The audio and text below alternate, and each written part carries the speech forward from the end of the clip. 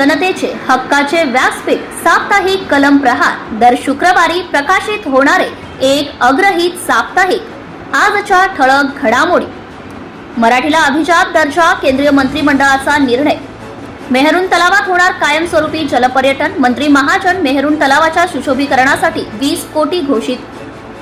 शारदीय नवरात्र उत्सवाच्या पार्श्वभूमीवर कोल्हापूर येथील अंबाबाईच्या प्रभावळीला 45 तोळे सोन्याच्या मुलामा। स्वातंत्र्य सैनिकांच्या पाल्याच्या नोकऱ्या रद्द होणार नाहीत, शासन निर्णय तूर्तास मागे। पारोळा येथील किसान कला, वाणिज्य व विज्ञान महाविद्यालयातील राष्ट्रीय सेवा योजना विभागाच्या वतीने 17 सप्टेंबर ते 2 ऑक्टोबर हा कालावधी स्वच्छता ही सेवा उपक्रम म्हणून राबवण्यात आला। आमदार मंगेश चव्हाण यांच्या पाठपुराव्याला यश। पाटणादेवी परिसराच्या वैविध्यपूर्ण विकासासाठी 20 कोटी रुपयांचा निधी। तालुका वाशी यांना नवरात्र उत्सवाच्या पर्वणीवर अनोखी भेट दिली।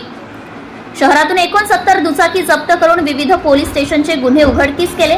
त्या अनुषंगाने माननीय पोलीस अधीक्षक जळगाव यांनी प्रोत्साहन व उत्सव वाढावा म्हणून पारोळा येथील पोलीस निरीक्षक, उपनिरीक्षकांसह कर्मचाऱ्यांचा सत्कार। अमळनेर येथील रेल्वे ट्रॅकवर पडलेला मोबाईल शोधून पोलिसांनी प्रवाशाला केला परत। महात्मा ज्योतिराव फुले शेतकरी योजना अंतर्गत जळगाव जिल्ह्यातील 729 शेतकऱ्यांची कर्जमुक्ती। पारोळा येथील पंचायत समितीतील बीडीओ विरोधात आज सामूहिक उपोषण। आमदार चिमणराव पाटील व अमोल पाटील यांच्या हस्ते नाभिक बांधवांना सलून किट वितरण। Subscribe now and press the bell icon. Never miss an update.